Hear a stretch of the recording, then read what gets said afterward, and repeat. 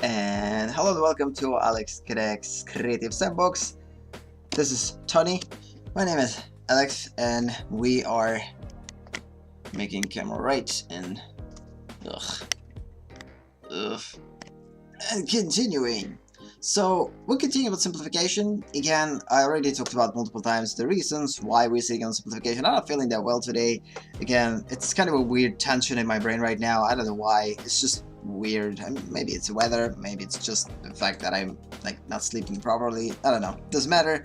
So hopefully it's not going to result in a headache, because sometimes headache starts that way, like the pressure on your brain. It's basically results in that. So it might affect like my current state of mind and overall feel, might affect the effectiveness of today's stream. But again, not every stream is going to be on top of the, I don't know.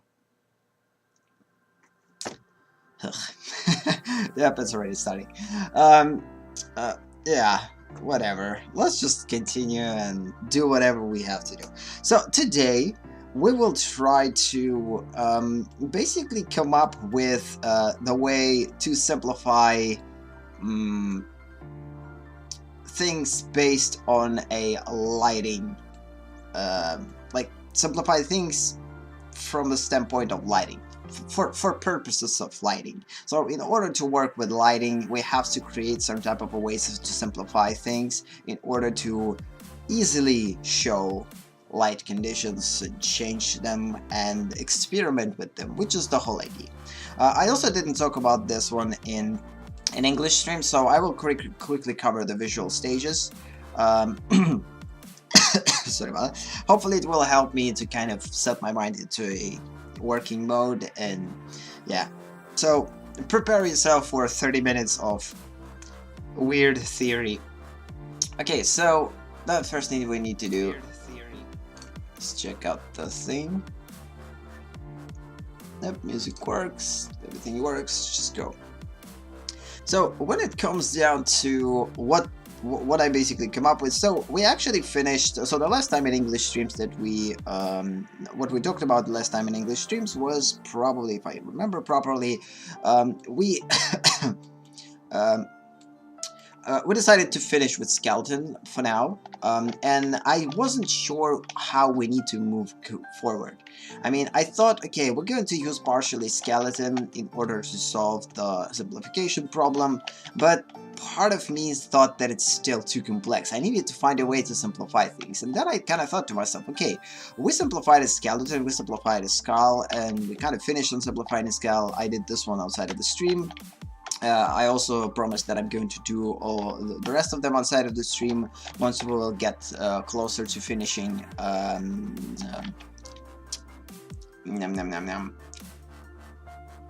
work on perspective fundamentals before getting to the lighting.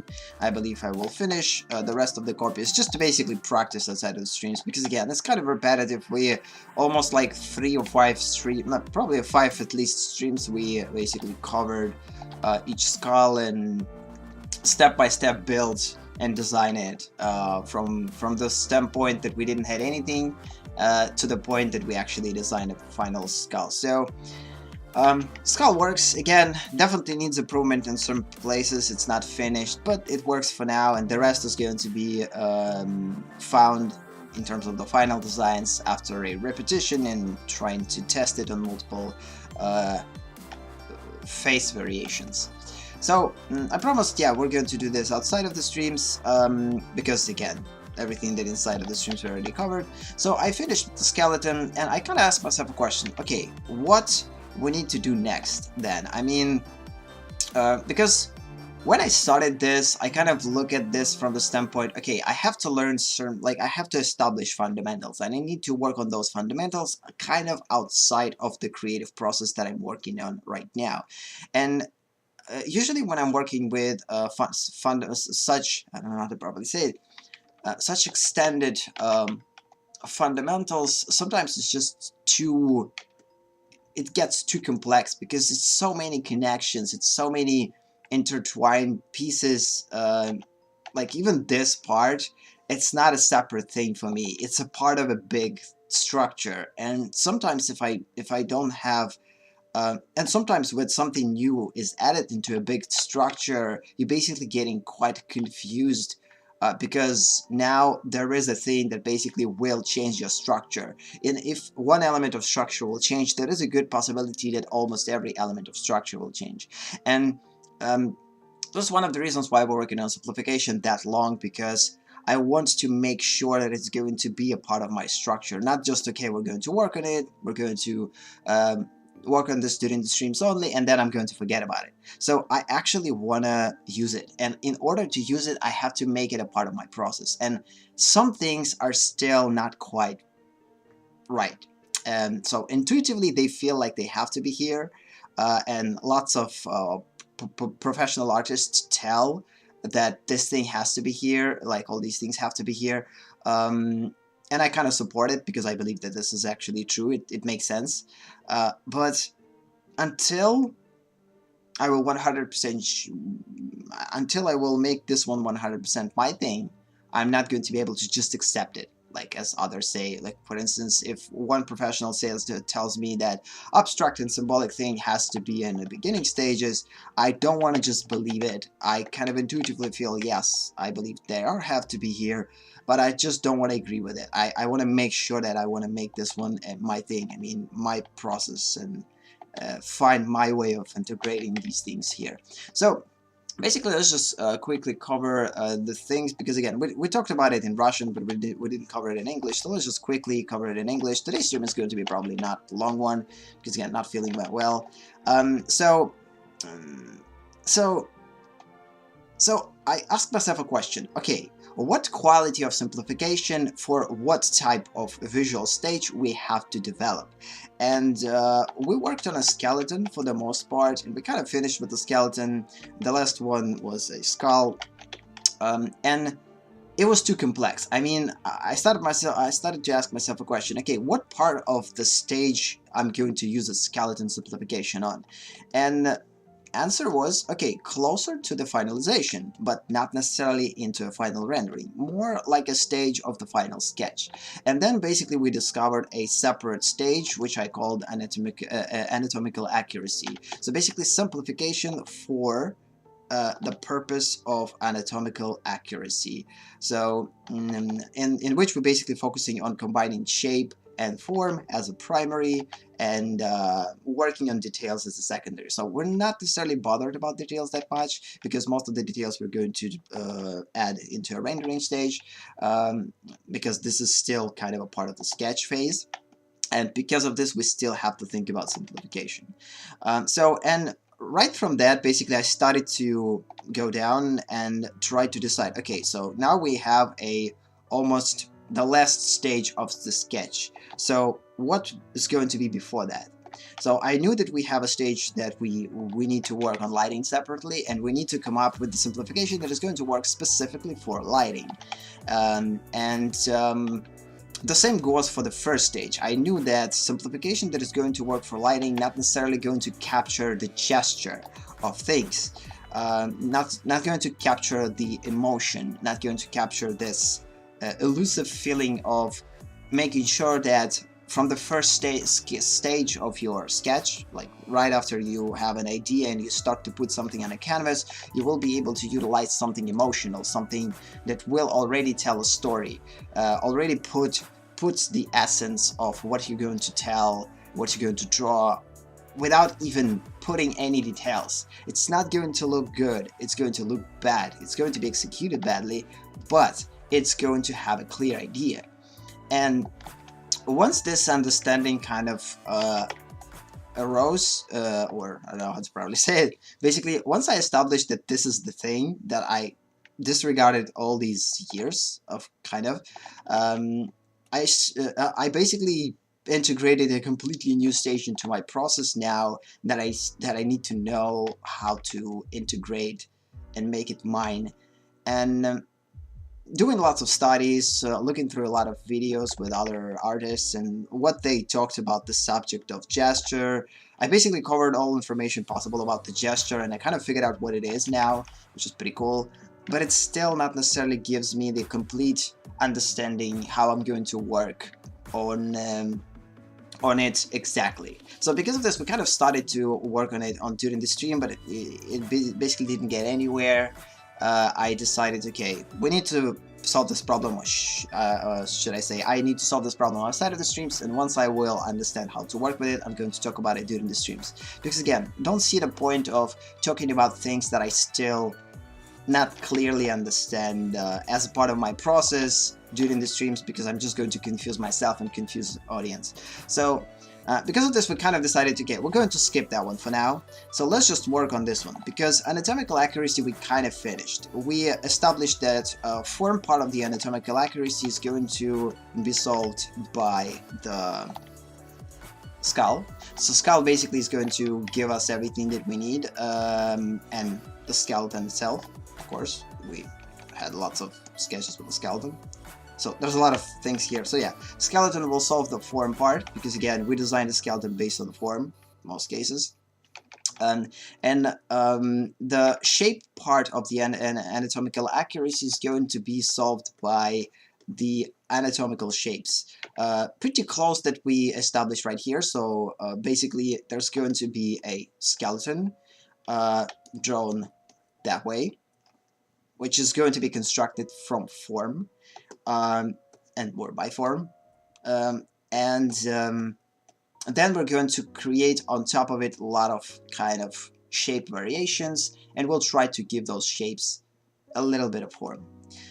So this is basically we're going to attack the anatomical part of the part of the anatomical accuracy that way. So, and since it's kind of time consuming, I decided not to do this as a study necessarily, as a like working on fundamentals for now, because this is a prerogative of anatomy, a little bit more deep anatomy. So we have an example in a facial anatomy, and once we will start to work on an actual facial expressions, we're going to utilize it, and we're going to go through it step by step. But for now, I decided, okay, when it comes down to the anatomical accuracy, we kind of check the box, so fine. Now we created, so we have a method starting from form, adding a shape on top, and as a result, basically we get a anatomical accuracy, adding quite a bit of details to make it a little bit more realistic and believable, and it's basically ready for a final rendering stage. Okay, well, at least this is the idea. With lighting, again, this is something that I still need to work on, and what we're working on now is the lighting stage, or the preparation of simplified, I should say, mannequin for a lighting stage, where we're going to focus on the form and kind of slightly will think about the shape of it. Since yesterday, I actually kind of extended my knowledge about the structure, about the form, about the gesture, how they connect with each other. So it kind of created a lot of confusion in my mind, but at the same time answered a lot of questions. But I still need to I need time to actually put all these things together in my mind, because for now it's kind of a little bit of a mess. So I'm not going to talk about that necessarily. We're just going to continue to work on lighting for now, and like tomorrow is going to be the last English stream, and right after that we're going to I'm going to spend quite a bit of time to actually try to solve this problem. And we will get back to it. So yeah, let's just continue with the simple simplification. So again, getting back to what we're doing now. So what we're doing now is we're trying to simplify a human form, or any type of organic form. This is going to apply to any type of organic form that basically alive. We're going to use the same methods for it. For the purpose of lighting, and also one of the purposes that we are kind of searching for is to work with clothes, because since every type of clothing that we're going to build has to be built on top of the certain form, because the form is going to set origin points or anchor points for the clothes, and it's going to create folds of a certain type. So, and depending on the form,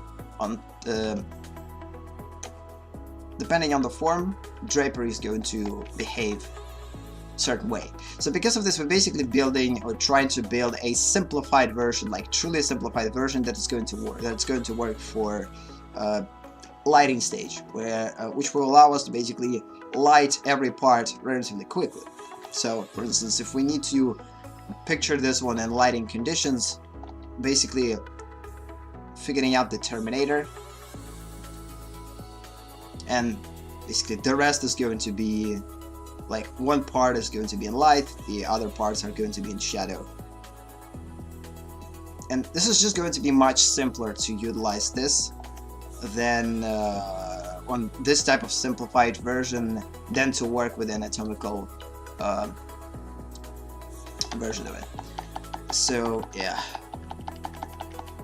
So let's just continue do this. Throughout yesterday's stream, I kind of talked about a lot about how we could approach those. We talked about the fact that I kind of already like how we simplified this part. Okay, the wrong button. So I kind of like how we simplified this part. So again, we took a regular cylinder, we extended the cylinder, basically changed its scale, then imagined like we putting it like creating a horizontal wire, and then putting this cylinder directionally. It's going to work against the form. With the form is going to work that way. So again, right here we're working with form. It's a vertical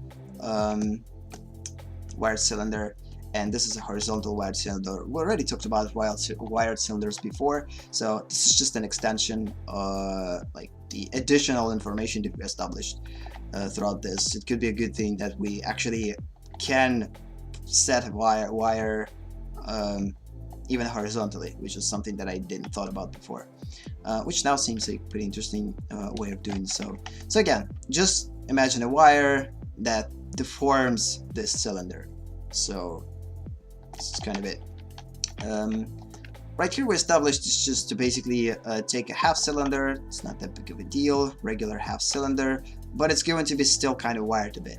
So it's not just going to be a regular cylinder, because we have to have this gestury lines. And one of the things, by the way, that I'm going to talk about the gesture, when I'm trying to design this, design everything like straight for now, this is just an analytical part of it. Once we will add it into the anatomy, we always have to add a curvature, because one of the things that separates organic from non-organic objects is the curve. So curvature basically gives us life, and straight lines give us kind of let's just say that. So this is going to be a nature, or made by nature, nature made. So this is something that made by nature, and everything that made by nature, organic form, humans, trees, almost everything, is not going to be straight. It's always going to have some type of a fluidity to it.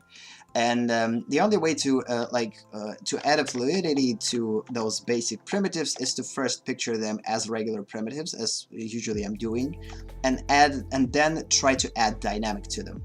And again, then we're going to add dynamic using a wired cylinder method, because it just seems logical. So then, like, imagine this gestury line, and then add and then put a form on top of this line, and this form has to maintain the same kind of fluidity. So this is kind of quite exaggerated, but still, it's fluid, it's alive, it's going somewhere, it has some type of direction, and this direction basically makes this part living part, which means that it's basically created from nature, by nature. So basically, nature-made things has to be curved.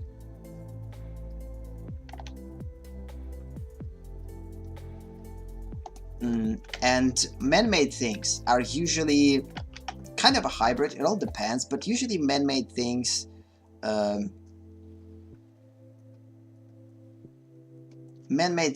are usually straight, so they don't have that much of fluidity to them. Of course, we might add fluidity to them. There's a lot of instances that we actually add a fluidity, but in most cases, like almost everything that we surrounded by human-made, it's actually quite stiff. It's just a freaking straight line. Yes, we could create something that will have curvatures to it. So for instance, if we create a TV, this TV is going to look boring if it's just going to be a pure square.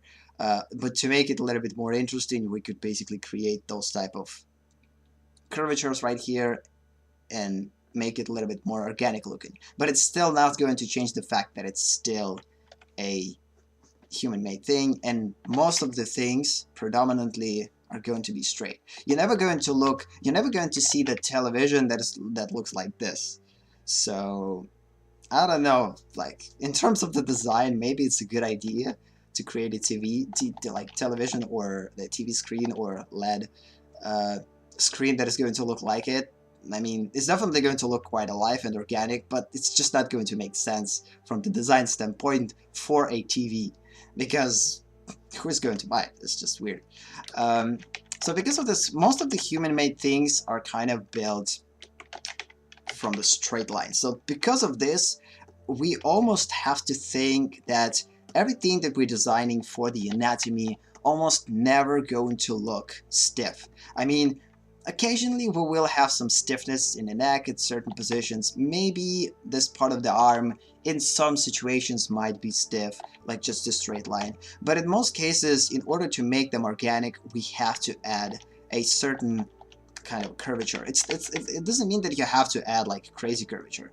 Just slight curvature will make quite a big difference. So for instance, right here, adding this curvature right here and slightly changing this curvature right here already creates the direction and dynamic, when before it was just a straight line which didn't look organic at all. So this one actually kind of starts to become a little bit more organic looking than before, which is pretty cool. And the problem with the way that we are simplifying right now, I wish I would think about. So what I'm talking about when it comes down to the gesture, wait a sec. So again, nature-made is curved almost every time. Any type of curve, it could be just a regular curve. And human-made things are usually quite boxy. So yeah, just weird boxes. Let's just imagine boxy things. I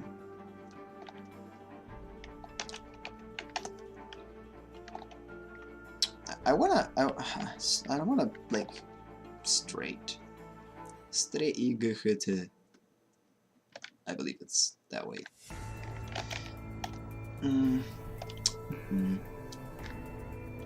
Let's just make it smaller. So we have to focus right now, since we're working with anatomy, we're working with a nature-made thing. Almost every time that we're working with anatomy and simplification of the anatomy, ideally we can't just implement right here a regular primitive. It's just not going to work for us. We need to add a certain dynamic to this primitive. And as we established, like let's just take a logic to consideration. We're not necessarily able to create a dynamic for a sphere.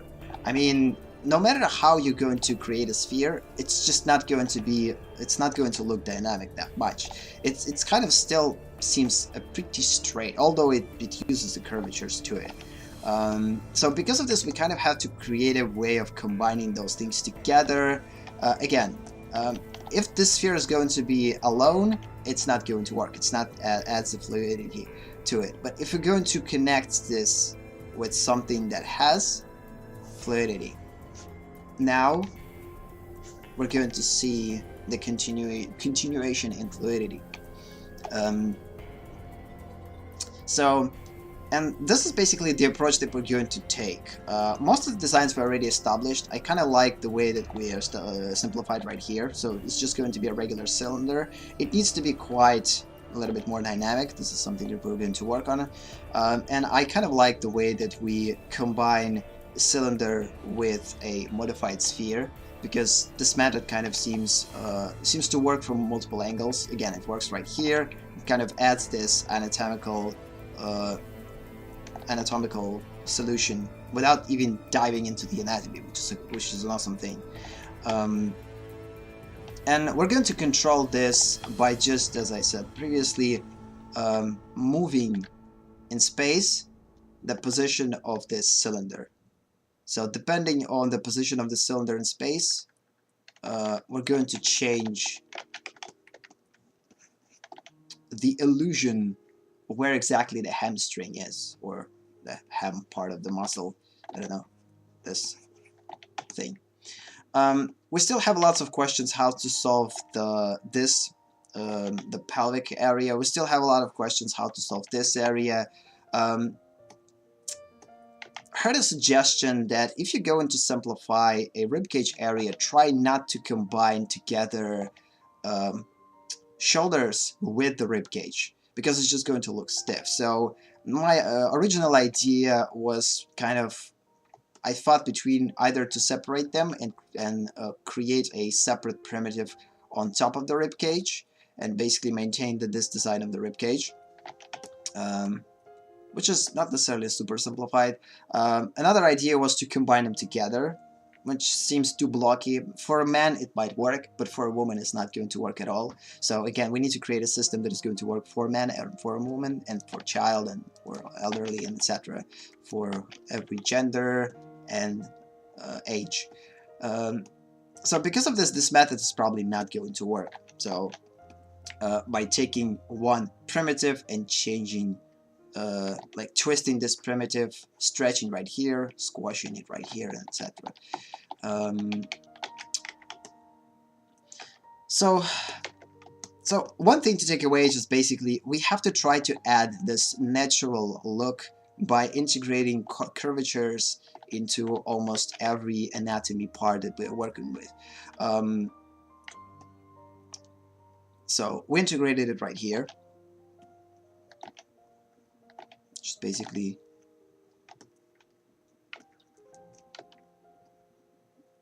so this cylinder probably going to be quite curved. So the curvature is going to be here. I don't believe that we need to make it like this crazy cylinder. It's going to be hard to reproduce from multiple angles. Again, the easiest approach is just take this part, connect a quite curved cylinder to it. Of course, make sure that proportions are going to be right. It's probably wrong proportions.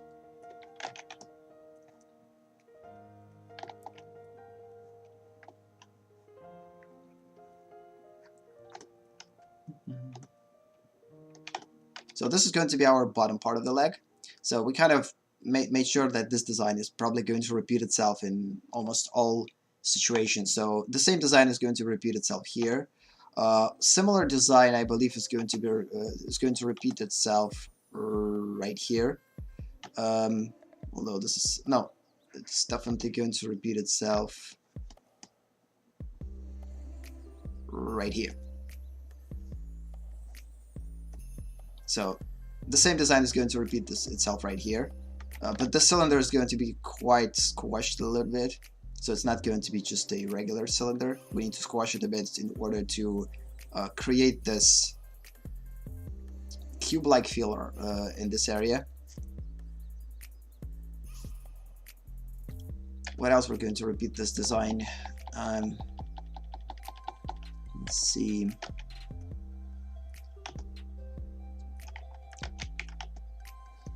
So the main concern, I guess, let's just make sure what zones we already developed. So again, this one works, this one works, this one works, this one's still question. We need to understand how to connect these together, because general rule of thumb is not separate those things. I mean, at least the pros are telling about not separating those things, but actually connecting them.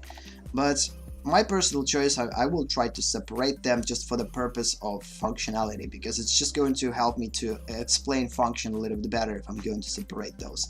But I still need to find a way to connect them in the end, although they're going to be separated in primitives. Because every time that you're adding a separation, you have to create a separate, separate form or shape. So for instance, right here, we have one shape. one form, which is cylinder, and the other form, which is a sphere. And now it's just much easier to right away create another cylinder and fuse this cylinder with this sphere, instead of separating those and creating separate primitive for a knee part. So again, this is just my personal choice. I don't want to connect them yet, because it's just not going to make any sense for me personally. Although I get why most of the pros are suggesting that we have to create right away a like a connected primitive. So for instance, right here, it's just going to be one big primitive, and then it's going to be connected with another one. It's just easier. But the problem with this one, depending on the angle from which we're going to view this, it might not work. And we always need to change the form and need to change the primitives that are going to be placed right here. There's a good possibility of that. So this is the reason why I want to keep those areas kind of empty first, then add a separate primitives for them, and have a freedom to connect them whatever feels best for a certain pose. Because these areas will constantly change depending on the angle. These areas will constantly change depending on the angle. This area will change depending on the angle. This area is going to be changed depending on the angle.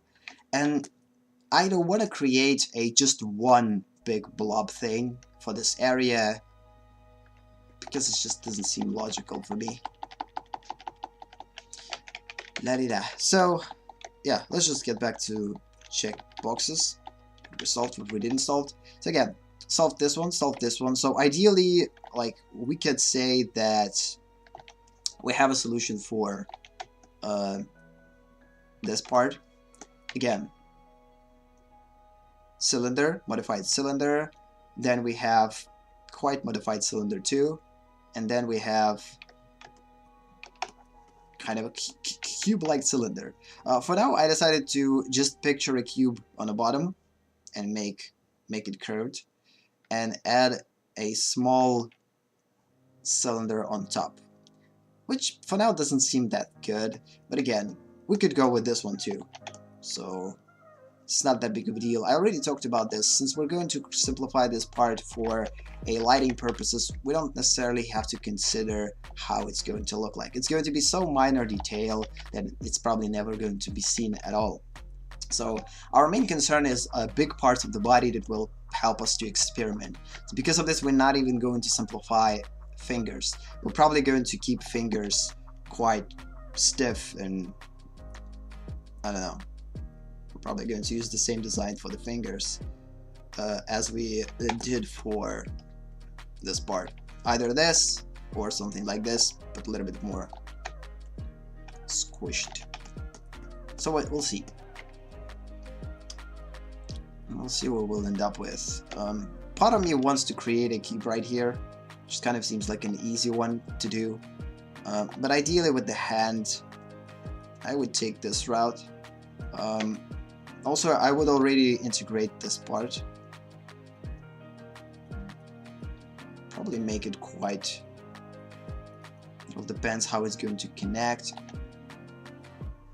So, for me, problem is I always have to think about connecting things. So again, we already talked about this when we design anatomy parts. When we design anatomy parts, we had quite of a similar problem.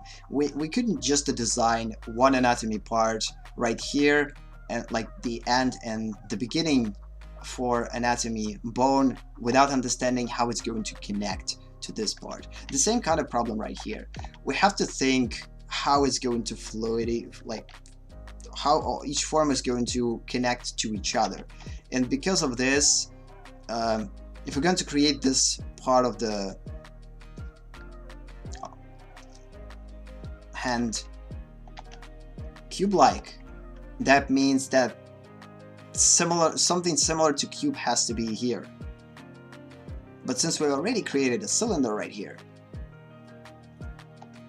because this is a design that repeats itself throughout the whole thing, that means that we'll probably have to attack hand cylindrically too, because that way they're going to connect. better. So this is kind of the thing, though. It's something that we need to think about. So yeah, let's just try to go through multiple solutions. Again, still quite a bit chaotic. So yeah, let's just continue. So connection parts are going to be the hardest ones, but I actually kind of believe that we don't have to overcomplicate this thing. We already have a cylinder right here, and we already have a cylinder of some kind right here. And connecting those cylinders, it's not that hard. The only thing that we need to decide where it's going to be right here, and it's going to support the function, as I said before. So just a regular sphere not necessarily is going to work. Because of this, we're probably going to add a cylinder right here in combined cylinder with the sphere. And also, as I said before, cylinder has to be tilted in order to produce this, to create those anatomical parts of the bones. Again, this part is created from fibula. Let's see, I forgot the names for them. Yeah, TB and fibula, basically. Both of those bones created from TB and fibula. So yeah, we need to think about that one. So this one is kind of solved. I kind of like how it looks and how it works. So let's just both primitives are solved, which means that the whole shape or form is solved too. This area again, the connection's still a question, so we need to think about that. I already talked about how we could potentially attack it. We could create a sphere that will help us to indicate the kneecap for now, and a cylinder a little bit deeper in space that will help us to indicate the direction in which this leg is actually tilted. It's actually probably going to be quite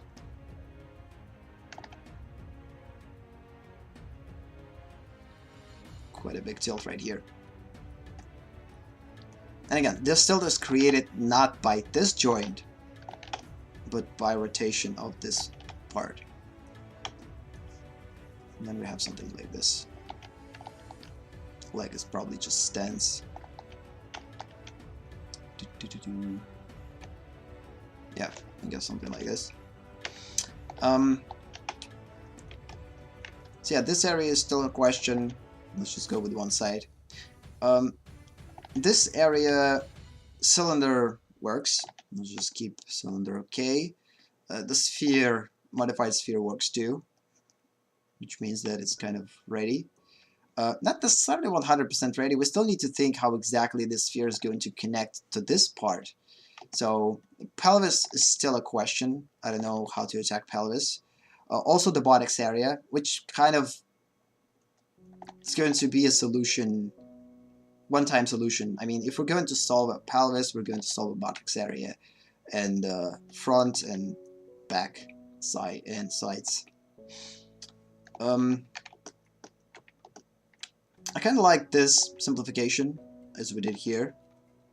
Again, kind of imagine this one as a modified cylinder, inside of which we have a big sphere, then another sphere on top of it, just to add some form. Because we can create a bigger sphere. If we're going to create just one big sphere, it's just not going to work. Okay, thinking. Ribcage, still quite a question, but I believe we're going to go with this type of a ribcage. So let's just make sure that ribcage is going to be solved. I believe we're going to actually go with a ribcage that way. So we're going to picture it as a regular cylinder with different elliptical sizes, one on top, the other one on the bottom. One is placed slightly deeper than the other, so they're not going to be parallel to each other. And then you just basically connect those together. Again, adding this fluidity. The cool thing is that fluidity to the ribcage right here is added by just shifting the center for this ellipse. I mean, ideally, if you would just draw this ellipse one on top of the other, it doesn't have a fluidity. It's just one weird shape that it basically connects pretty weird in a pretty weird way. But shifting this ellipse right here, we already created a element of fluidity to it. So now it flows. It flows in support of the rib, in support of the line of the spine. So kind of we have this one, and it supports it. It supports it. It also supports the way that ribcage usually behaves right here. Still don't know though, should we modify this part or not? Like, this is one of the things, like one of the concerns. To what extent we need to simplify? Should we simplify it? Ideally, I wanna simplify it to a controlled way. I don't want to overcomplicate stuff right here, more than they are. Like, to make it look more organic, or look like an actual rib cage. But ideally, it could be actually a good idea to integrate something like this. It's not an easy thing to recreate multiple times and from multiple angles. Again, we could look at this as adding the same curvature that we talked about for a horizontal,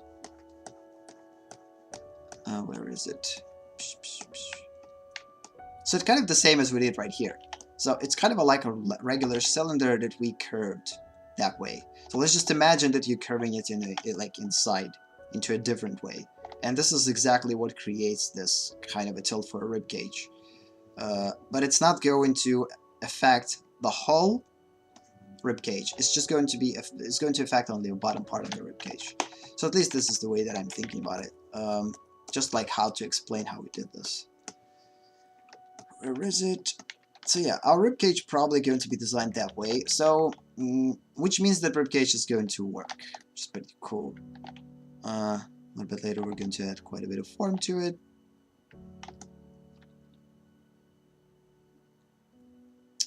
Which means that we're probably going to support the idea of the sphere right here.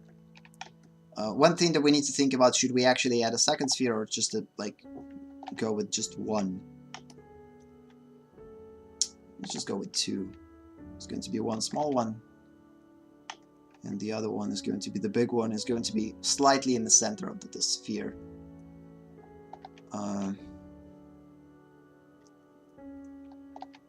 Okay, let's go with the pelvic area. So I kind of like how this type of pelvis looks like. So again, created the same way as we created this part. Again, design repetition. Basically repeat the same design as we already established previously. This is the easiest way to create like almost any design. Just change its proportions and you will end up with a solid result. But with ribcage we actually could take this one. So yeah, ribcage is done. Cool. But with the pelvic area, what overcomplicates things is the buttocks. Should we create,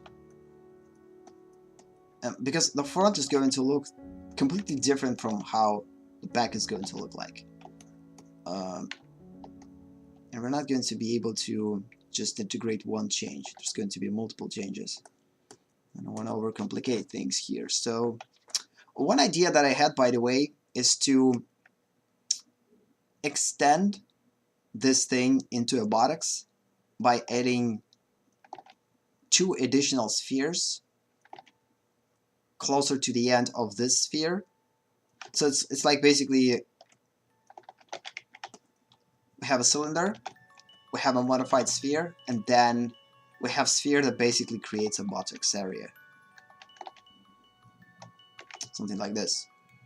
So that way, if we're going to connect those 2 areas together, going to look not super cool, but still, let's just try it regardless. It's all about choosing the proper size of the sphere. It's going to look quite parallel, but still.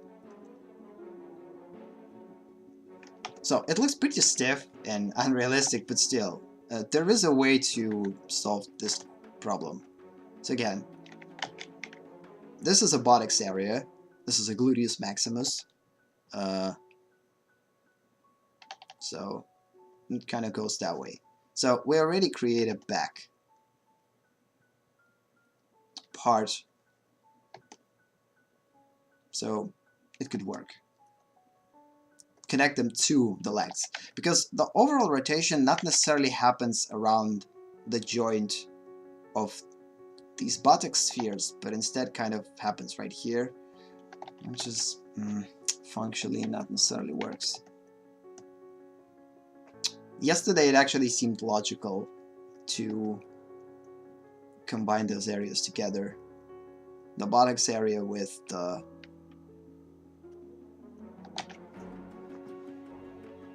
top portion of the leg. Okay, let's just explore more. So if we're going to create those spheres there, they have to fit right here and right here, which again already will create quite a problem with the design of the back by making it too complex. Oh. Although, it actually looks like a heart shape again. So let's just redraw it. But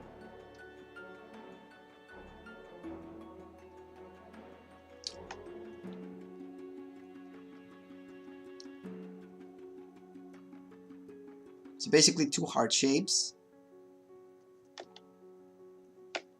connected together. We might take this type of solution. No, I don't. No. Still kind of want to create this type of connection.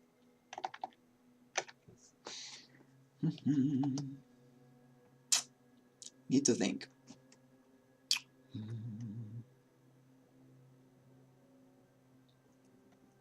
And again, if you're not sure how to solve this problem, just move on to the next one. You don't have to sit on solving one problem if you like hesitant how exactly to approach it. Okay, let's just for now keep that one as an idea. It's not necessarily a final idea, but this is the idea. So it makes sense in the back outside of the actual design. And it's not going to look right here.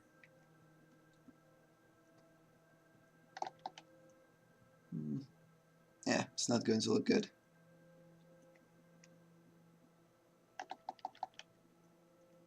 It's just going to look weird.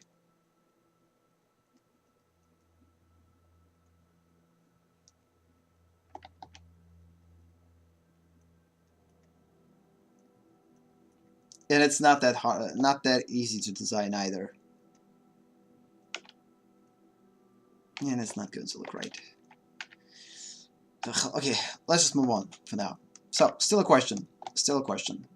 Also, the buttocks areas are still a question. Should we connect them right away to the to this part, or make them separate? In my original mannequin design, I actually kept them separate. I believe I kept them that way, so they are separate for me at the beginning. Separate things that basically create a buttocks area. They are a little bit closer to the back than to the front. So if we're going to draw this, the same thing from the side view, it's going to probably look something like this. So this is kind of the way that it was intended. This one's probably a little bit more straight. So again, since this is a back view, this is a side view. So the buttocks a little bit deeper. And there we're going and creating those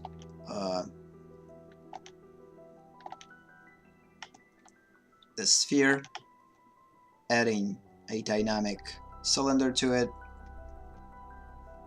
and it already kind of creates this fluidity. It again supports the anatomy too.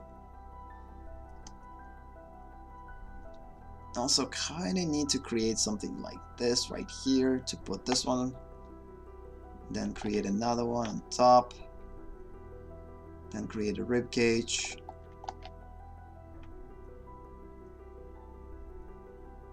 Oops, again.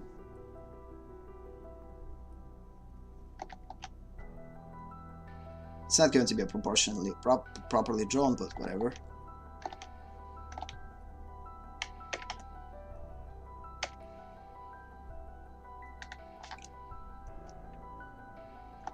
Nope, it's going to drop.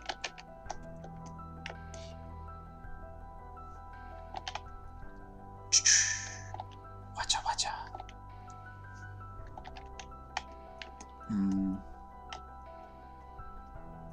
Still need to think what to do with the neck, because neck is probably the stiffest part of the body to design. I mean, it's not that easy to just create a wire and put a cylinder on top of this wire. It's probably not going to work that well, because the problem with the head is it's kind of, with the neck, it's the fact that kind of covers almost every time the top portion of the neck with the chin, so something that is not going to look right. Okay, yeah, it's not going to be easy, but hopefully we'll find a solution. Because again, and one of the things that I'm trying not to think about is to how to create. Again, if we would think about the shape part, about the actual gesture part, then I would approach that a little bit differently. Since we're approaching it from the point of just, we need to create something that is going to be easy to light or to lit, basically put in some type of a lighting settings and make some certain solutions, to find certain solutions and experiment. Because of this, I'm taking quite a different approach. So I disregard a lot of rules of sketching that most of the professionals are using to make sense of the lighting conditions right here and to actually support the function too. Because you can't win on all sides. I mean, if I will try to create a system that will work perfectly, this system will going to work perfectly, and for gesture, and for the form, and for the lighting, and for everything else, I will probably, I have to spend at least a couple of months on that, because it needs a lot of practice, a lot of iterations, and etc. So sometimes we have to break the rules, certain rules, in order to fit our needs, like current needs. And since we are designing for lighting conditions, not for the gesture part, not for the idea part, not for the anatomical accuracy, we kind of could drop anatomical accuracy and abstract symbolic thing to some extent. It doesn't mean that it's just going to be, again, a regular primitives, as I said before. I mean, if I would just completely simplify it only for the purposes of lighting, I would just basically take those non-dynamic primitives. And I still trying to find a way to make them a little bit more dynamic though. So that means that I'm partially integrating the anatomical accuracy. I'm partially integrating a gestural part. So the gestural part, we're integrating with the dynamic, with the curvature, with adding a curvature to each primitive that otherwise would look like complete bullcrap. So gesture part, we're kind of integrating with this one, and this is it. The rest of the rules with the gesture, and with combination of the structure, we're basically dropping. Because the interconnectivity of the gesture, we're basically dropping as a rule. The fact that every gesture have to basically connect into another one, and there has to be a fluidity between multiple forms. If we create a cylinder right here, that means that the cylinder has to be right here in order to create a better interconnection, and they have to fuse with each other, not separate, and etc. So to basically create this fluidity. We're basically disregarding most of the rules of the gesture for now, in order to achieve better solutions for lighting purposes, and also kind of maintain a partially anatomical part. The anatomical part that I'm trying to integrate, integrated by the silhouette, I would say, and by the design choices. So I already talked about this, maybe not, the fact that every simplification has to be designed. Let's just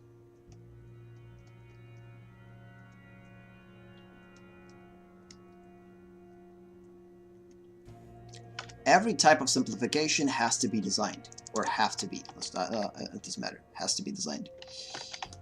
It doesn't matter what type of simplification we're working with. We always have to think about purposeful decisions. So we can't just randomly draw things and think like, okay, where they're going to work. We have to add an intention to all solutions. And design helps us to add those intentions. How? Well, we'll talk about how. Hopefully. So let's just make them smaller. This is supposed to be bigger. Has to be designed. Ugh, schniep.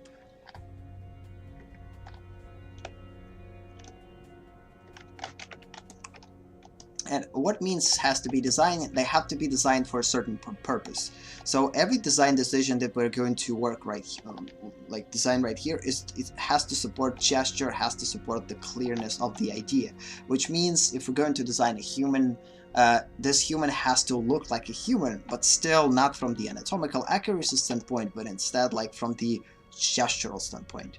So it might be quite confusing, but it will make sense in the future, hopefully. So if we're designing for the purpose of lighting, it still has to support a purpose of lighting. The purpose of it has to be simple, and it also has to tell us something about, like, partially at least about anatomical accuracy. Because if we're not going to, because again, if we're just going to take this primitive and create this shape right here, it's not a design. I mean, this is just putting one primitive closer to each other. Design is every time that we're making a decision to support the idea. So, for instance, one of the reasons why we're sitting on those and not just moving forward, because we're truly trying to design them. So again, trying to design this part to support the look of this part of the body, to design this part to support how this part of the body looks like and feels like. Design this part to support, again, how it's going to look right here. Same goes here, here. We definitely need to add a little bit more dynamic right here. So again, this is basically the design aspect of it. We have to intentionally make decisions that will support whatever we're working with. And not just by shape, since we're working with lighting, we have to think about how it's going to look in 3D space. Because then we're going to add this one into lighting conditions. I don't know. Bulb. Yeah, we're not going to draw anything today. And this is why it's harder than it seems. I mean, someone could say, come on man, just put a freaking cylinder right here and that's it, the problem solved. But again, it's not a design. It's just basically, it's not a design. So this one, it's kind of closer to design. We need to still make it quite a bit of a change to make it a little bit more dynamic.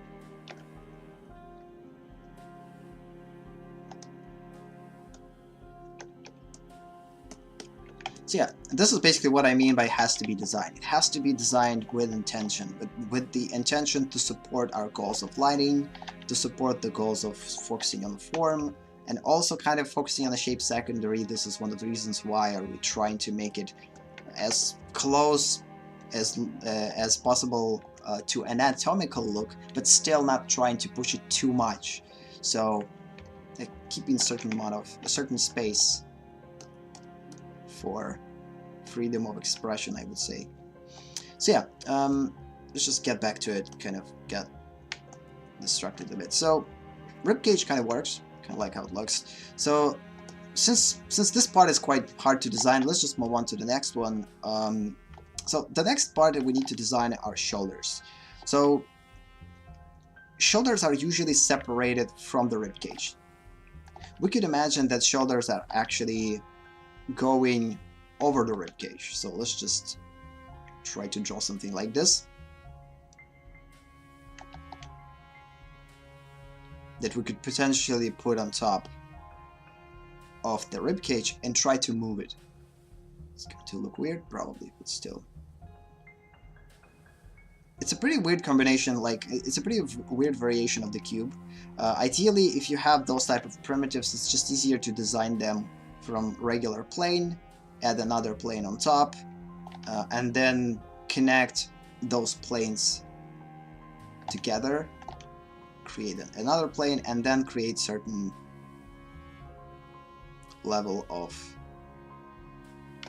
bevel, erase unneeded parts, and you will end up with something like this. So let's just imagine that our ribcage part, let's just make it smaller, is going to be right here. And ideally it has to move around, we're probably not going to be able to do this, it has to move around the ribcage. It will go forward, it will go backward, but the movement is definitely going to be present right here. And because of this, in order to make sure that this thing has to be mobile, not the mobile like mobile phone, but mobile. There's a good chance that this word actually spelled differently. Let's see, mobile, nope. Мобильный, короче. Yeah, mobile. Mobile. Basically, moving. It has to move. It has to have some mobility to it. It doesn't have to be stiff. And if we're going to combine our ribcage with this part, it's just going to restrict the movement. I mean, every time that we have to move our ribs with the ribcage, our things with the ribcage. But ideally, shoulders are moving kind of separately. So again, making the design decisions to separate those things and to design them to support the movement. Again, this is the way how we're trying to integrate the design. So it has to be mobile. Mobile.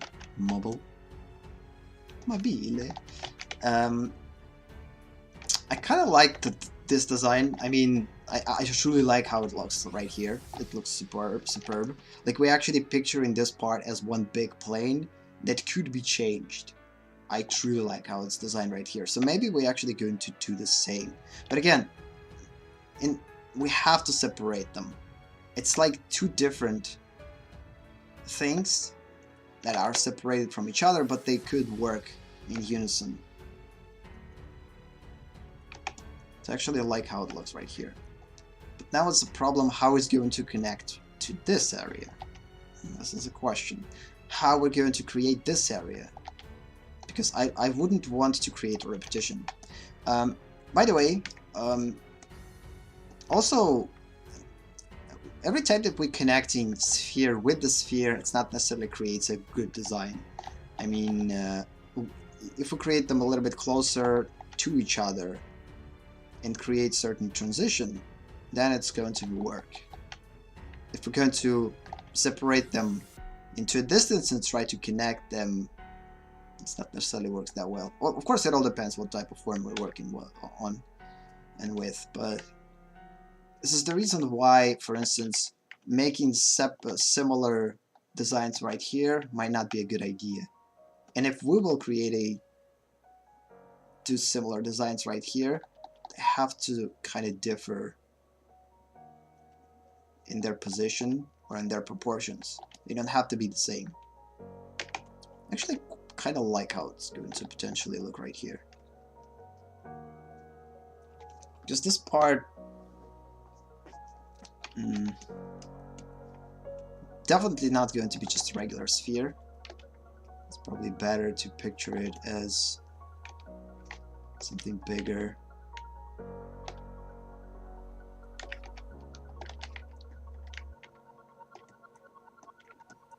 And the proper placement of it, of course, this is something we're going to work with, because ideally we have to choose a proper rotation, set it properly in space in order, again, as I said before with positioning, changing the position of the stain is the crucial design decision.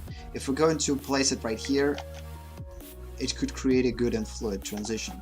If we're going to set it in the center, it's not going to look dynamic. It's just going to be a flat thing.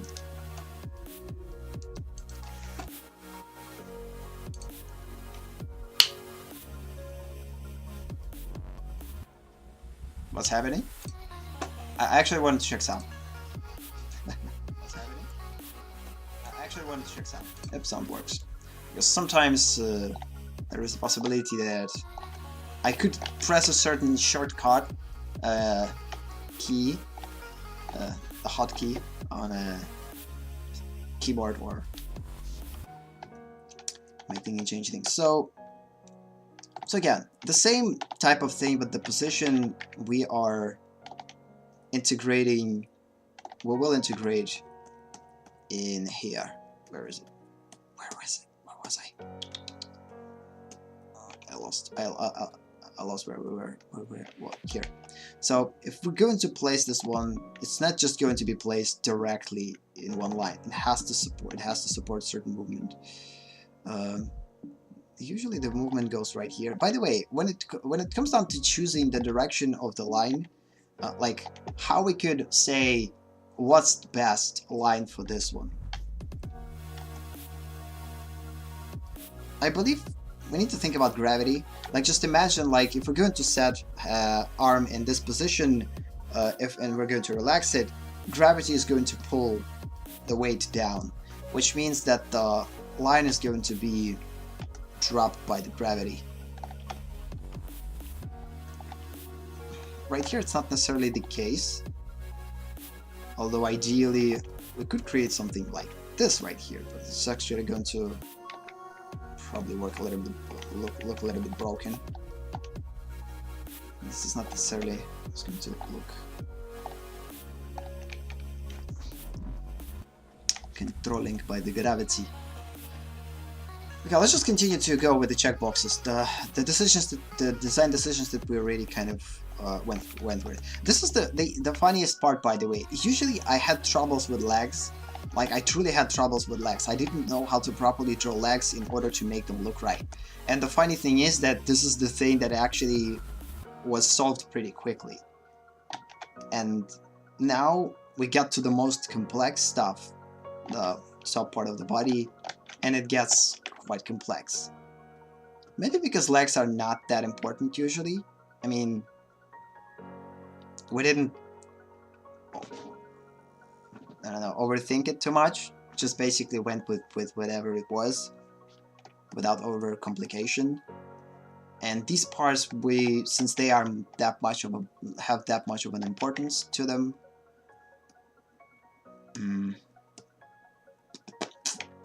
Okay.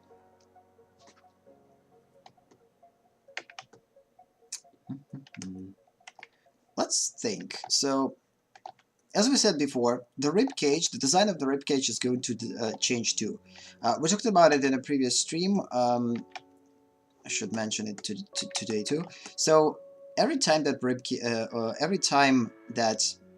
person basically goes into a tilt, again, this is a tilt, when we're trying to tilt to the side, to one or to the other side.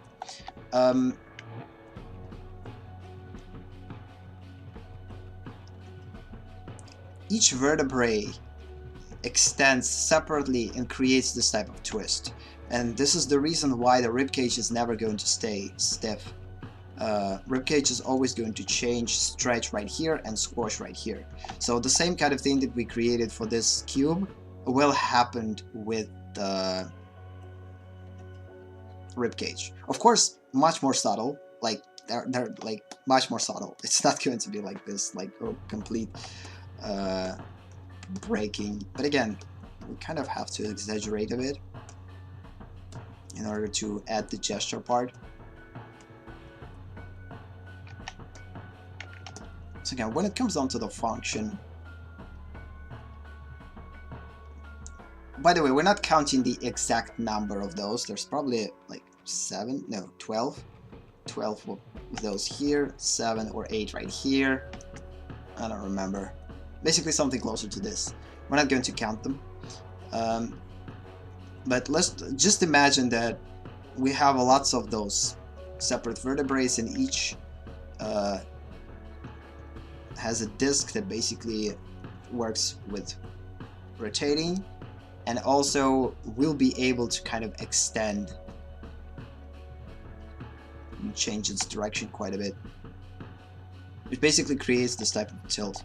The same goes with the neck, and this is the hardest part to utilize in simplification for us. Because in order to make sure that we're going to keep that one, we need to almost think that the ribcage that we designed, where is it? Where is it? Where is it, ribcage? Yeah, so the ribcage that we designed right here has a potential to change. So if it's going to be rotated,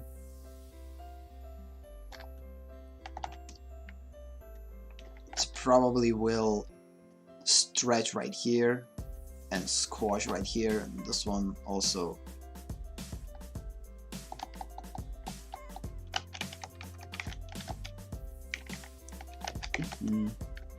But I believe we actually will manage to do this. I mean, I already showed the example of stiff ribcage, which I created right here. So again, this part is almost mirrored to this side. So they are truly like mirrored, and it looks stiff. I added squash and stretch right here. So again, right here it's squashes, and right here it stretches. And this squash and stretch basically creates this grace and dynamic to this area, which looks pretty cool. But we're kind of, again, it's pretty hard to perceive a regular primitive that's set in space that is going to twist or stretch, but I believe we have to think about every part of the anatomy that way. So for instance, even though we decided to,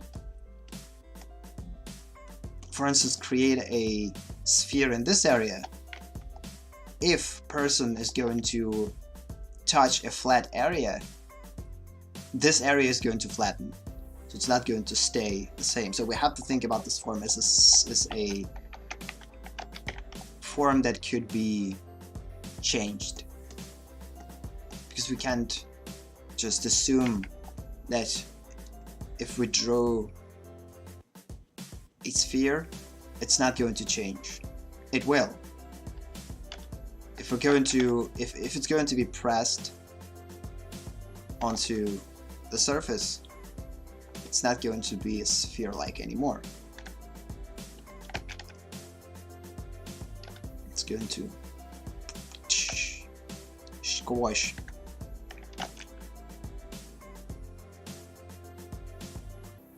Of course, with maintaining of the volume. This is the thing about the anatomy. Volume has to be maintained. We just can't remove this part like it didn't exist. It will add the volume to this area, because the volume has to go somewhere. We can't just remove it. And everything that is getting squashed by the gravity adds up to the sides. Basically distributes around and makes this area bigger. Okay, so So yeah, we kind of have to consider this too quite a bit. It's not necessarily 100% that important, but again, it will make our sketch a little bit better. And as I said before, I mean, the whole idea of this sketch stage is to get a clear idea. We're not going to think about good execution. Right here, we already could start to add some level of execution. So it doesn't mean that this has to look like super awesome. But since we're working for the purposes of lighting, it has to be, again, simple, but we are free to add the level of believability at least to it. Not realism, but believability. We already talk about the difference between believability and realism. So realism is something that just looks real and realistic, the way that it looks in real life. But believability is something that you can actually believe in. Something that is not necessarily exist in this realm, but might exist, or could, or maybe someday will exist in this realm. So believability, it's quite an elusive feeling. It's not easy to create something believable, but usually believability comes from reality, and the opposite is also true. So usually if you base something on reality, that basically adds the element of believability. Which means that if you add believability, it will make things a little bit more real. So where was I? Yeah, right here. So because of this, we kind of have to add this level of additional complexity to this thing in order to make things a little bit more believable. So because if I'm not going to add this level of believability, almost every time that we're going to draw this thing and not think about how this thing could be potentially squashed dynamically with the... For instance, if someone is going to poke a finger into this area, it has to deform to extent, and we have to show this deformation right here. We have to think about the possibility of this deformation could happen in this area. And putting a sphere in this right here will actually help us to suggest, okay, every spherical decision in our design is going to have dynamic. But let's just establish the rules for ourselves. This is going to be a little bit easier to make decisions that way. So let's just call them a personal rules for design.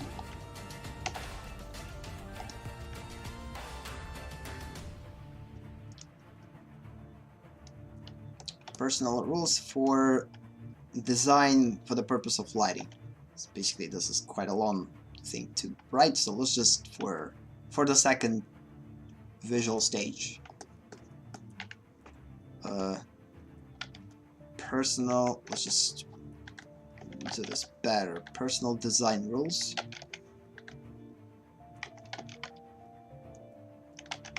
Yep, rules is going to be from personal design rules for second visualization stage.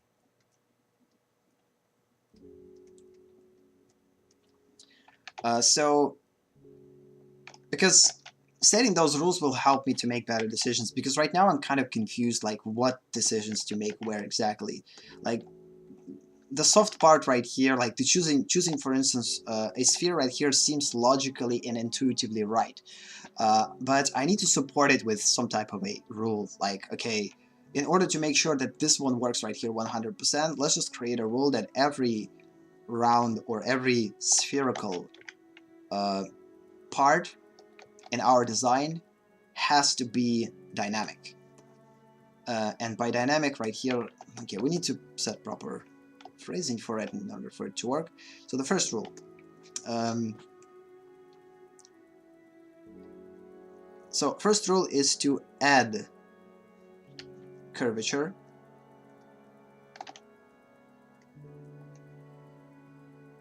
I'm not sure about A in this word. Curvature. Curvature. Oh snap. Curvature. So yeah, add curvature to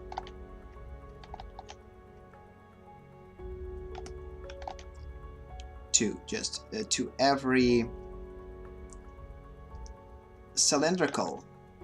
This is going to be our rules, just to every cylindrical, and let's just show an example what we mean by that.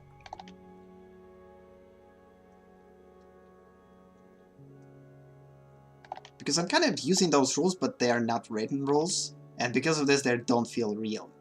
And let's just like establish them as real rules, and then we will actually make those decisions a little bit more efficiently. So again, add curvature to every cylinder, and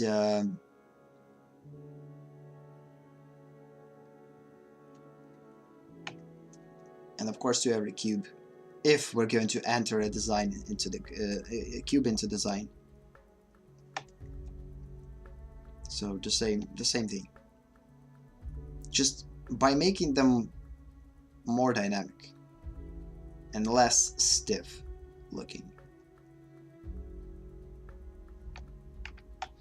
So this is our first rule, and this rule we basically utilize it right from the beginning. As I said before, we added a curvature to this cylinder, we added a curvature to this cylinder, so we actually tried to add the curvatures to all those cylinders. So this is the key part, to add a curvature.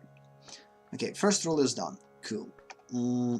It's going to make those forms a little bit more fluid. Second rule is to, and also all these parts has to be rigid or hard in shape, so they're not necessarily deformative. So this is our second rule, that every shapes like this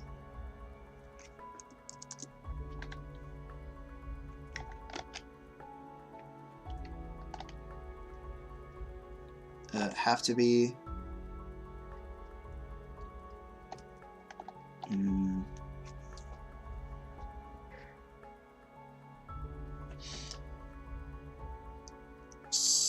solid. Since we're working with solids and softs, again, getting back to here, we have solids, we have softs. In general, since we're working with organic subject, we're working with the softs, but since this organic subject is hybrid, that means that it's going to have a hard parts in the anatomy, so solid parts, and so is the soft parts. So soft parts we're going to draw with the sphere, and hard parts or solid parts we're going to draw with, again, using the same method, like using just regular cube cylinder.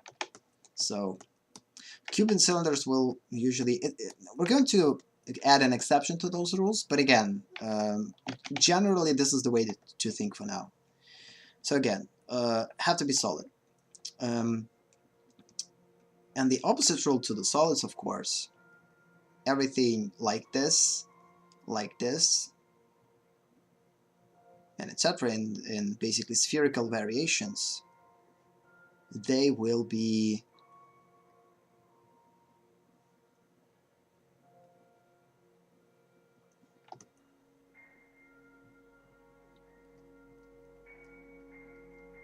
have to be soft.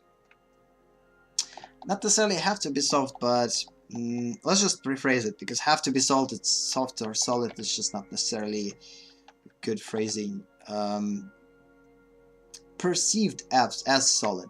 Let's just do this. I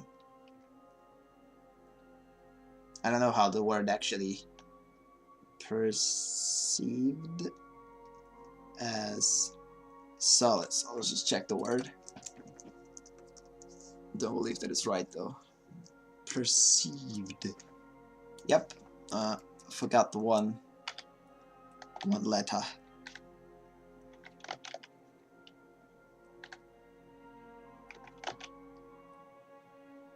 And this one is just C. So perceived as solid, because perceived as solid, it's not necessarily a rule. It's a kind of a suggestion. Like perceived as soft.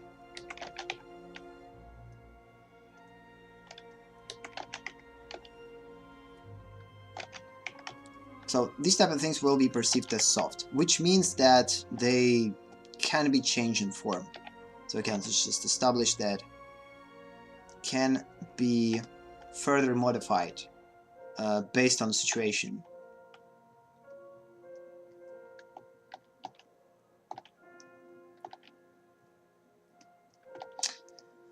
Okay. Further.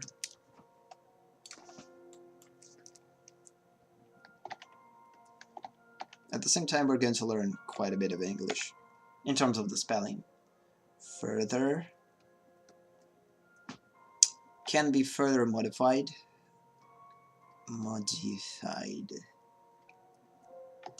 Can be further modified based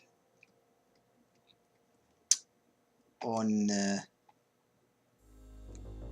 conditions, I would say, because again, this thing has to work not only for the necessarily human anatomy.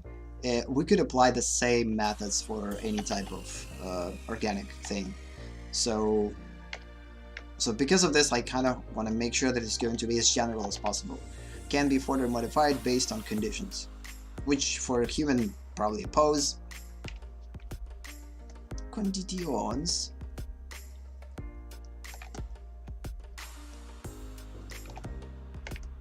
Okay, cool. So personal design rules for second visual stage. First one is add curvature to every cylinder and every cube. This way. The same goes for every cylinder and every cube will be perceived as solid. And every sphere and modified sphere will be perceived as soft. And since it's pretty clear understanding what is solid is, it's something that basically doesn't change form that much. In most cases it just stays the same.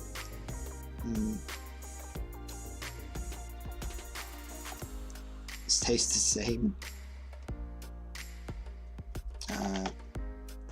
based on the conditions. In every condition, let's just call it like this. In almost every condition.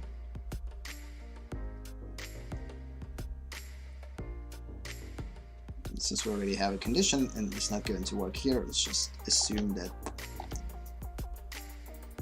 with every condition stays the same in almost every condition. And all those things will be perceived as soft, which means that they can be further modified based on the conditions, on the conditions. Doesn't matter. So what it means is, if we're going to, this is what I talked about the rib cage. So again, we have a rib cage, and it seems like this rib cage is already quite modified. But to further modify it to support, for instance, a tilt to this side, we have to make sure that this rib cage is going to be further modified. So it's going to be stretched from this area and squashed in this area. So which means that it's basically going to undergo certain modification, like changes in its form and modifications. So yeah, let's just go with this. And with solids, we just have to change, we just have to create a proper design for them right from the get-go, and it's probably not going to change at all. The only thing that will change is the position of it. So again, if we're going to perceive what the book.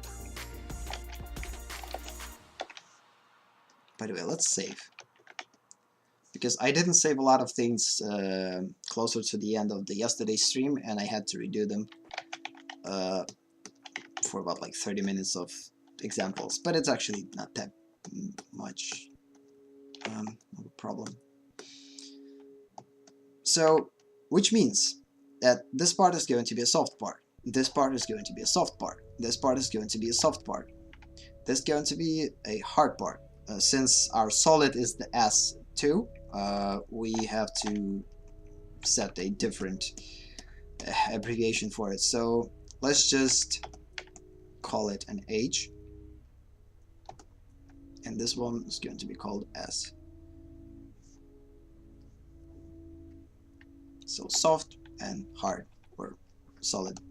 So basically solid is going to be H and hard, soft is just soft. The same goes right here. Hard, soft. Solid, what? Solid, soft. And this will help us to differentiate what part of the body we need to think how it's going to change depending on the position. And this one is just going to be drawn the way that it is. So it kind of basically removes certain needs and overthinking. Again, simplifies our thinking process.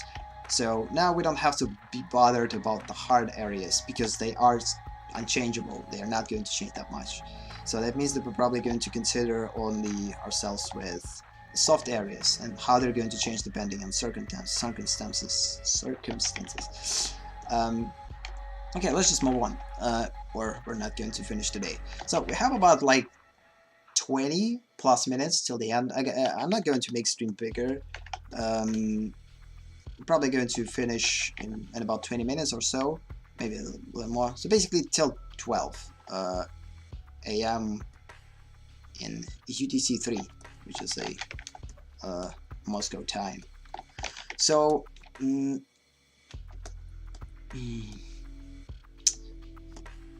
let's just continue further. So so yeah, we were here. Our magical ribcage. So again, since ribcage, so now here is the interesting part. So ribcage is not a cylinder.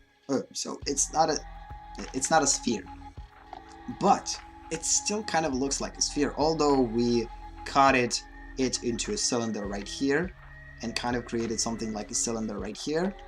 Ideally, its overall shape looks more like a sphere because, I mean, it's actually kind of an egg shape.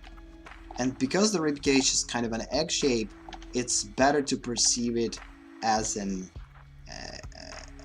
a sphere, which means that it has to be perceived as a deformed in certain conditions, because it's truly deformed. But this deformation is going to be quite restricted, and what is going to tell us that it's going to be something in between soft and solid. So it's kind of a perfect in between. It's going to be a ribcage because it has solid qualities to it, which supported by the cylindrical design, and it also kind of has the soft parts to it, which supported by the outer spherical design. And because of this, it kind of creates a logical understanding that this thing is going, if it's going to change, it's not going to change rapidly the way that soft usually changes. We're not going to get this type of level of squashing. Instead, it's going to be super solid change. Not solid, but subtle. So, which means basically it's subtle. Subtle change. Which actually creates a separate rule. A fourth or additional rule. That soft plus hard hybrids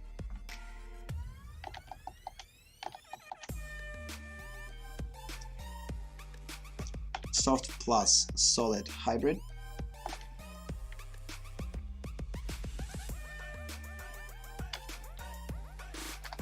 just make that one smaller, put it over here, make that one small too. So soft plus solid hybrid can be further modified, but in a subtle way.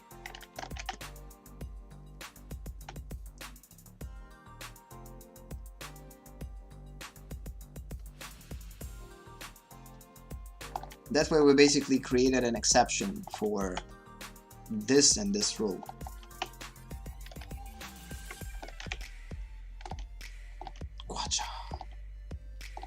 the line. It messes me up when it comes down to choosing what to draw here. I probably should remove this line. I don't know why it's here. There's a lot of weird lines here. Oh, it's not here. Okay, cool. What's next though? So the next thing probably, so again, personal design rules for second visualization stage, which is again for the purpose of lighting. Oh, damn it. Have to erase this thing. Again, this is a secondary. It's not that important. Although right now we're actually thinking more about the shape right here than about the form. I mean, the form is already kind of there, especially the fact that we established now rules for simplification of lighting. Again, it has to be designed. This is exactly what we're trying to do. We're trying to design things, and we're trying to set design rules that we're going to use to make sure that it's going to work. So what are design rules? So again, add a curvature to every cylinder and every cube, which basically adds this shape dynamic to it, and instead of just keeping it a straight cylinder, which is a pure form, we need to combine form with the gesture, with the shape. So yeah, this is the first rule. Second, again, use those, we have to perceive those things as solids. They have to, in our mind, stay the same in almost every condition. So it's going to just basically simplify. It's not going to be like every time, like in certain conditions they might slightly change, but it's better to actually keep them as simple as possible, and because of this we're going to perceive all of them as just solids, which we indicate as H, hard, or soft, in here. So the spherical objects and everything that basically looks like a sphere, predominantly looks like a sphere, has to be perceived as soft, because it can be further modified based on conditions that this thing is finding itself in. So those areas we already talked about. This is a buttocks area. This is this area, which is for us designed as a spherical part. This area is going to be a hard one. It's not going to change. Soft, soft. This is going to be hard. So now we're going to design. Now we're going to know how exactly we need to design a pelvis, because now we know that pelvis is not going to change in form, which means that it has to be perceived as solid, which means that the design has to work either using a modified version of the cube or modified version of the cylinder. So it already kind of like gives us some element of control, because before that we kind of not necessarily knew what to do and how exactly to do it. And again, I tried to experiment with it. I kind of decided, okay, we had to go from the cylinder, but now it's all about trying to take a proper cylindrical form. I believe this notion that we established is going to help us to solve this problem a little bit better, especially knowing that these parts have to be soft and this part has to be hard or solid. Okay. So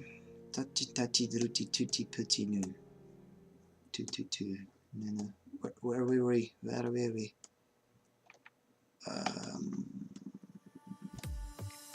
Here. So this part has to be soft because we know that this area is constantly changing. So the stomach area is going to change quite a lot depending on the... It's definitely going to be deformed, as we talked before right here. So because of this, choosing two cubes right here, it kind of seems weird. So because of this, we decided to choose a sphere right here, which means that it has a potential to be deformed. And also we have two spheres right here, which will help us to create this deformation a little bit better. So in most cases, it's just going to create these bulges every time that these changes will transpire. The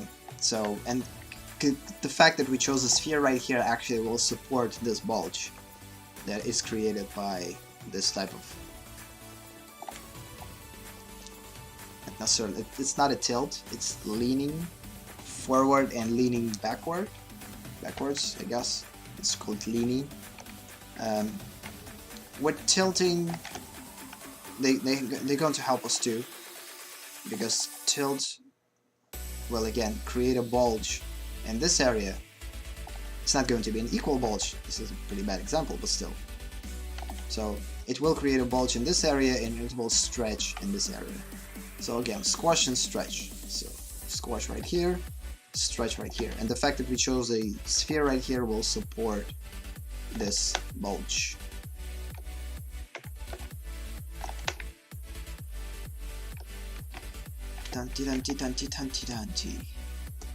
The same goes here. The fact that we chose a sphere right here helps us to create those bulges.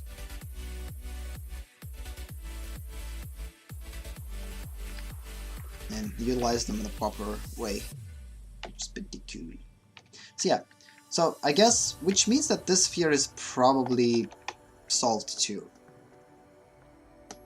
So today we basically have to establish what things we already solved and what things we need to still solve. And from tomorrow's session, we will continue to work on the areas that, the questionable areas. But all areas that are already solved, we're probably going to maintain. The same goes for this one. I mean, we designed this thing from 3 parts. This one is not going to change that much. This one is not going to change that much. Both of them were created from the cylinder. And this one, again, it didn't work as a cylinder. It didn't work as a cube. And it's actually probably is going to work best if we're going to perceive it as some type of a modification of the spherical form. So, probably a good way to design it that way. But again, we will get to this. Maybe this is going to be our exception with fingers on here and toes out there. It all depends. It will depend. So this is the last thing that we need to concern ourselves with. Again, I said before, if we're not going to find a solution or a proper solution for simplification of the fingers and toes on a foot, it's not that big of a deal, because the only thing that we need to maintain is the basic dynamic right here.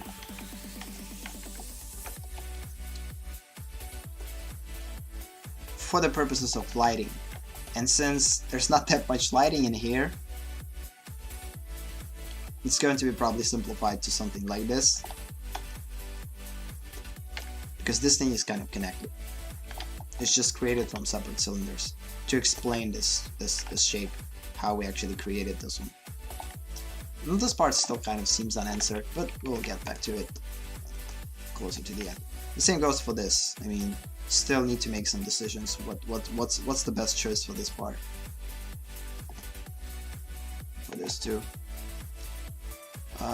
We could say that this area is solved. I mean, it's going to be a sphere right here, which is soft, and it's going to be a cylinder right here, which is hard or solid. Here we're going to have a cylinder, which is going to be hard, and here we're going to have a soft. It's going to be probably predominantly bigger than this area. This is, by the way, a design decision to decide proportional differences between those two. I mean, we have a choice to make what size of this area has to be in relation to this area. And usually we have to end up with something unequal, because equal division doesn't look right in design usually. It's one of the small tricks of the design that will help you to create a better solutions. Don't make a equally separated things. Try to make them different. One small, the other one is big. So this is pretty bad. This is pretty bad design. This is better design because of the asymmetry. I already talked about asymmetry, so asymmetry is one of those things that basically helps you to add believability to the smallest and to the simplest things, such as this one. So these are right here relatively similar and it doesn't look right. We make this one smaller, this one bigger, and now it looks a little bit better.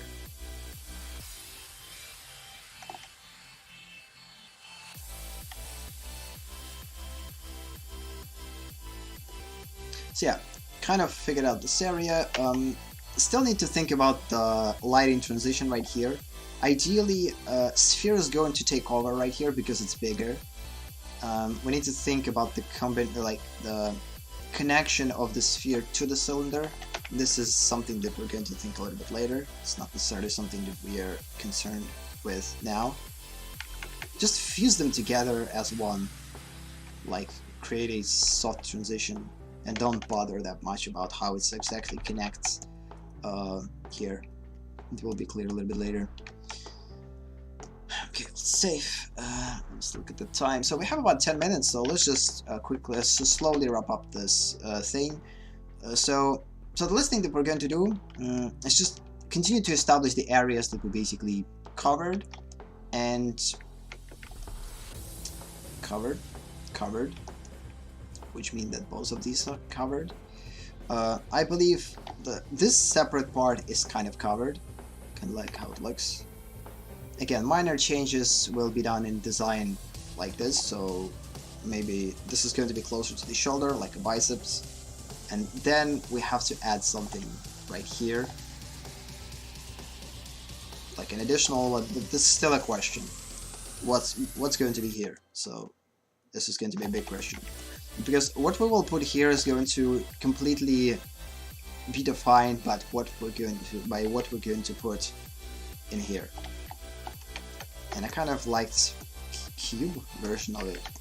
Kind of like how it looks, but it's not necessarily going to fit well with the dynamic form. But we could create a weird transition from one to another. This is something to think about.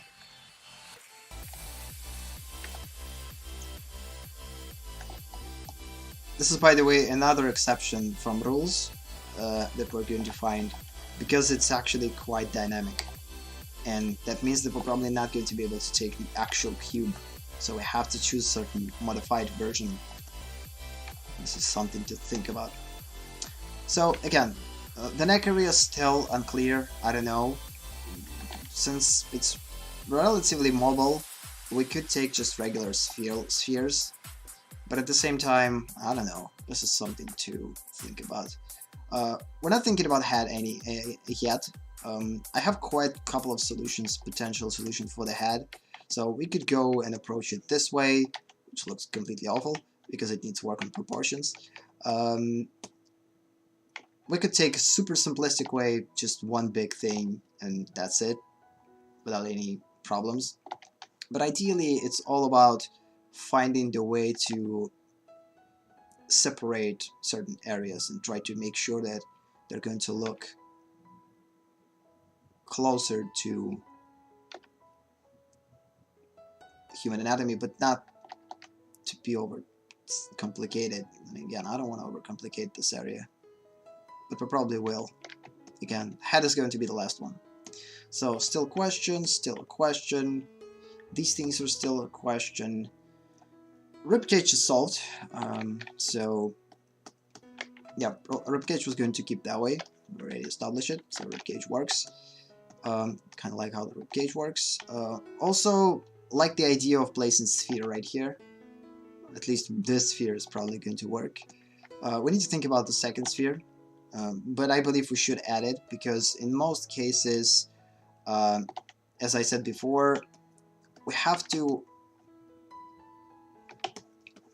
suggest a bulge, and bulge is usually going to be not just one bulge, but kind of a double bulge, and this double bulge ideally could be in our mind created by those inside spheres. I don't know, this is a weird thinking, but still, I mean, how to explain those bulges are right here. Just imagine like there is two big spheres inside that then will create those bulges for some reason, somehow, I don't know. It's just a weird kind of thinking. And there's going to be a stretch in this area, which is cool. So this area is still unanswered. The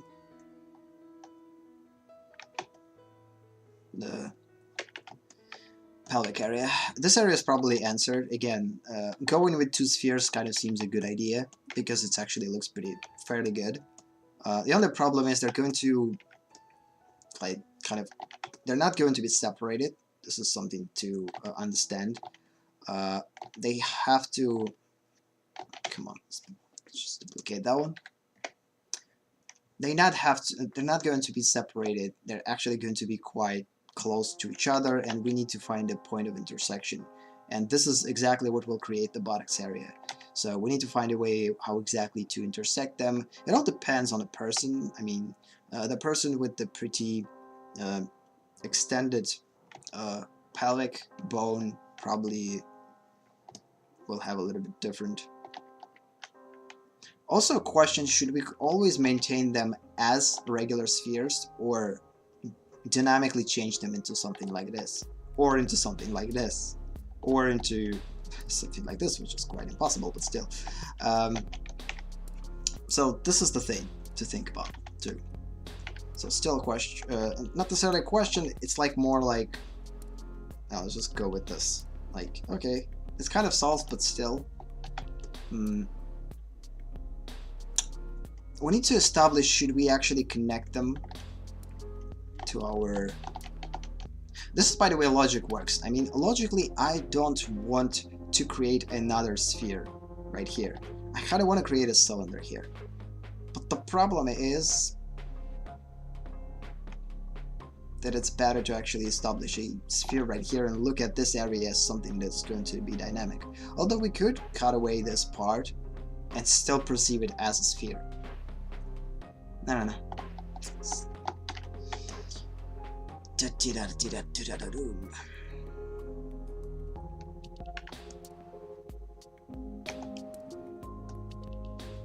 Yeah, we already talked about that. I guess most of the areas are kind of done.